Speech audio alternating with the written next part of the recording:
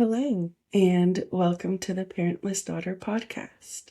My name is Lauren, or Lo, or if you follow me on TikTok, Instagram, or Facebook, Fabulous Lo.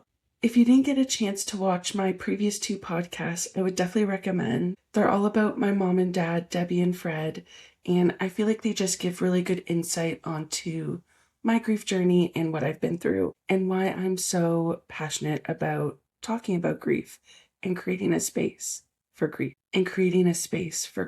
Today, I wanted to talk about one of the things that definitely feels the most heavy when it comes to grief for me, and that is loneliness. I already felt like the odd one out when my mom died when I was 20, and really like the odd one out when I was 8 and my mom got sick. But to lose both parents by 32 makes me feel like an alien.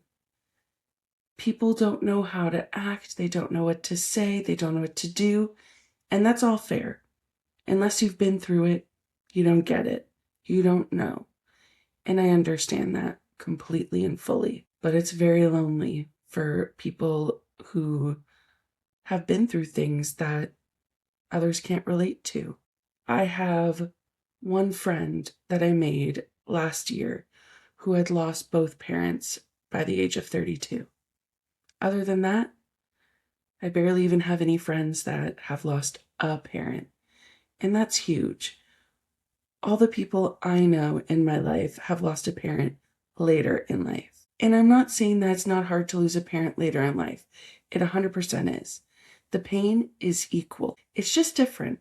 And I think people don't quite understand what I mean when I say that. I will not have my parents there for my wedding, for me having kids, for any other future big things in life. They will never see that. My mom will never really know me as an adult. It's all the future things that my parents will miss that are so painful. Not having people around me who fully understand my pain has been such a struggle.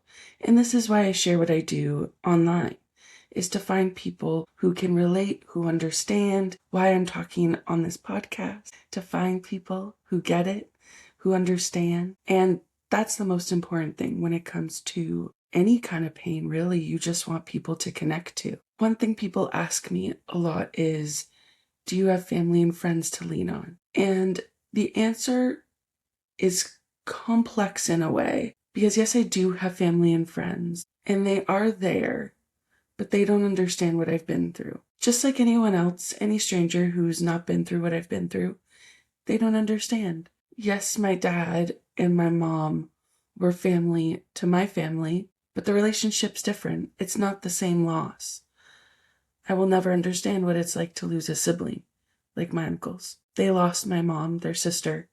I won't understand that pain, but they also don't understand what it's like to lose both parents at 32. So as much as family and friends are there is still that gap of understanding. People can try as hard as they want to put themselves in your shoes, unless you've been through what the other person has been through. And I think the thing we tend to forget is that that's okay. We don't need to make everything better or have the answers for everything. One other thing that I find makes me feel isolated from others is when people tell me it will be okay. It will eventually be all right. You will be fine. You will be okay. That just makes me feel like how I'm feeling now is invalid, and that it's not okay to not be okay, which it totally is okay to not be okay. I'd be more worried if I was okay with everything I've been through. I'd be concerned. That would be alarming, to be honest. And I find a lot of people who have experienced grief feel this way as well. There's certain words or phrases that they are just so tired of hearing. I'm so tired of hearing that it's going to be okay. I don't feel okay right now. And it will never be fully okay because my parents aren't here. That's the only way to make things better, is to have my parents back. And it just will never happen. That invalidation makes grief feel way more isolating. Any kind of invalidation makes grief feel very isolating.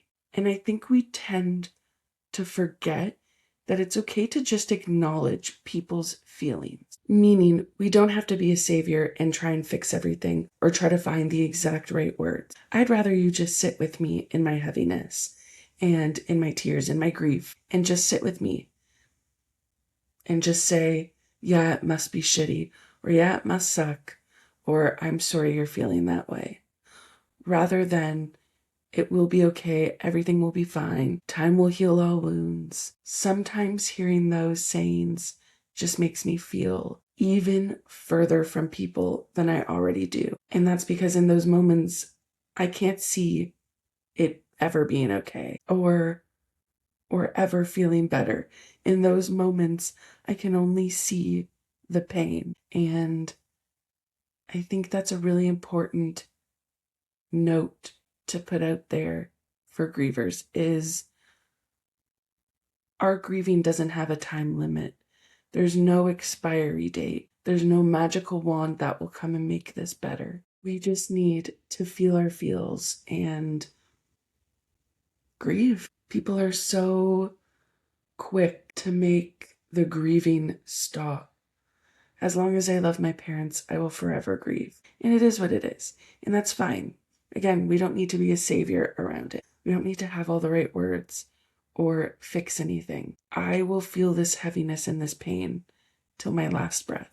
Sure, it might not feel as heavy as often, but every time I have big moments or those big feelings of grief come, the heaviness will be back.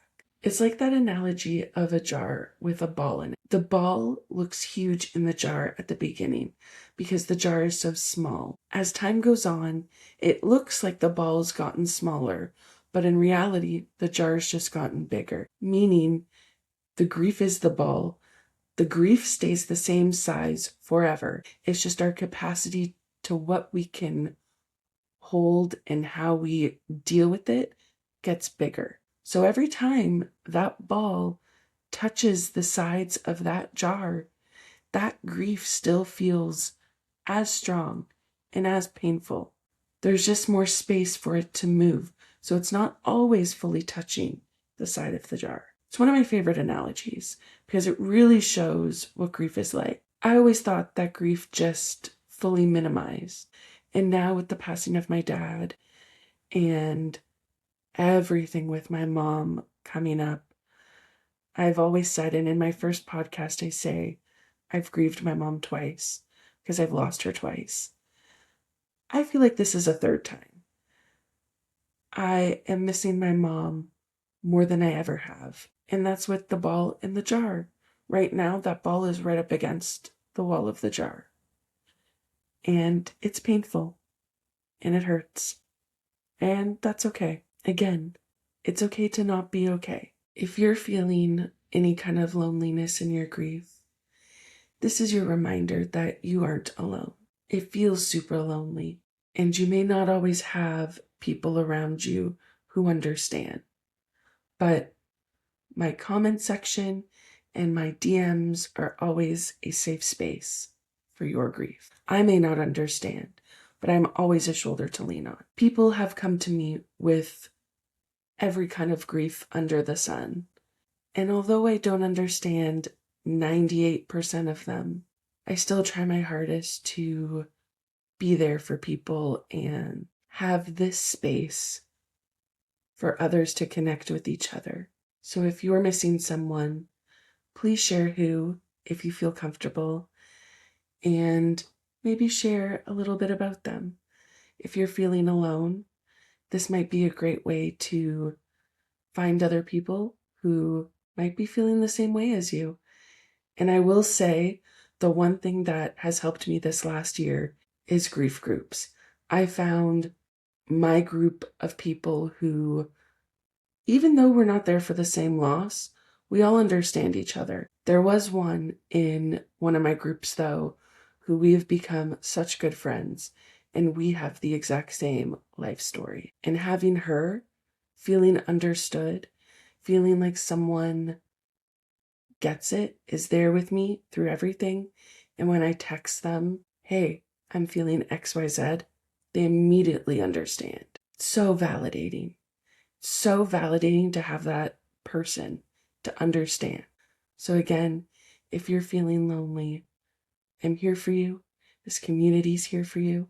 Thank you so much for listening to the Parentless Daughter and for holding space for myself and others. I'm so grateful to have all of you here and to share this space with you and to continue to grow this space where grief isn't a taboo and we can talk freely about it. Thank you.